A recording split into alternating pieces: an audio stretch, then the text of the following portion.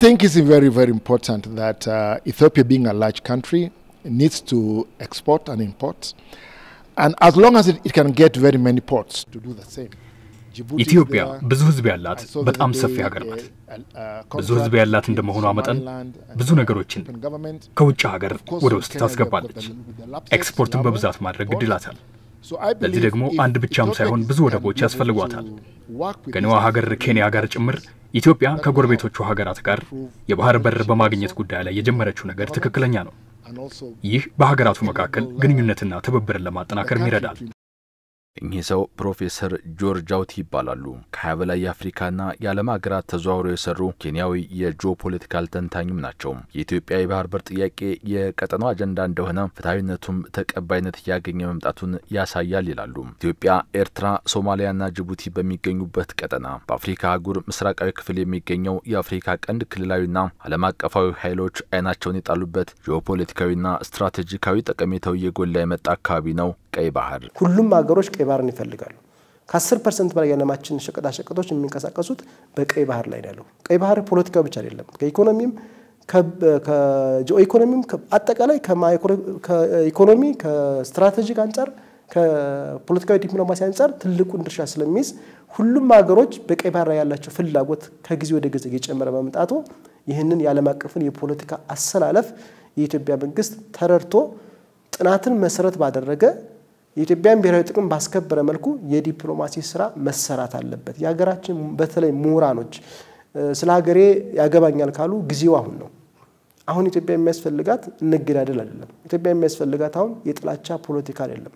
ሀገራዊ አንድነት ላይ በመስራት የባህር በር ጥያቄ የኔም ጥያቄ ነው የሚል ትውልድ ያስፈልገናል። የቀይ ባህር ኮሪደር ከ10 በመቶ በላይ የሚሆነው የዓለም ንግድ በየዓመቱ ይስተናግድበታል። በቀይ ባህር ጠረፎች ዙሪያ ከ10 በላይ ትላልቅና ስራ የሚበዛባቸው ወደቦች እንዳሉ መረጃዎች ያመለክታሉ።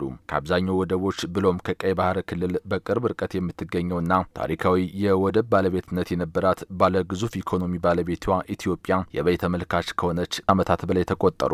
በዚህም የባህር በር ባለቤት መሆን የሚያስገኛቸውን ጥቅሞች ሳታገኝ ቆይታለች ይላሉ ከኤምኤን ጋር ቆይታ ያደረጉ የተለያዩ ምሁራን። የባህር በር አስፈላጊነቱ ለኢትዮጵያ ምንም አጠያቂነት የለውም። ኢትዮጵያም ህዝብም ከዚህ ከለውጡ መንግስት በፊት የባህር በርን ጥያቄን በተመለከተ ህዝቡ ሲቆዝምበት የቆየ ጉዳይ ነው።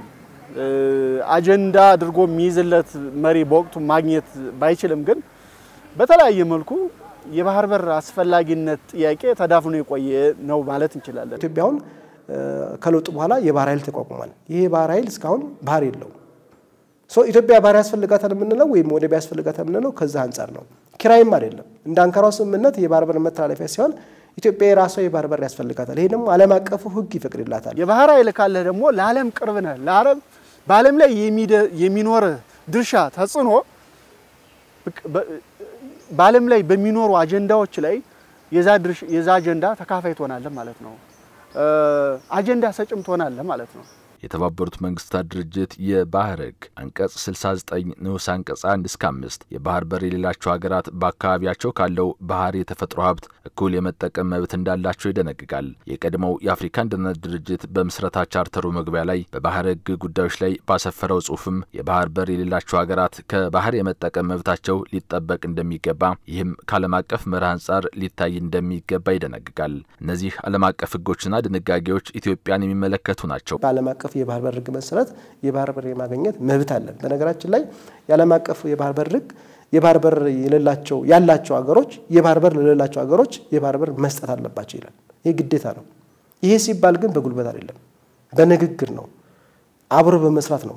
የኢትዮጵያን የባህር በር ጥያቄ ማስረዳት አለብን። አሁን እኛ ትልቁ ችግር ያለው ኢትዮጵያ የባህር በር መጠየቋ ለቀጠናው ሀገራት ምንድነው የሚኖረው ፋይዳ ከኢትዮጵያ ባሻገር ማለት ነው። ይህን መተንተን አለብን።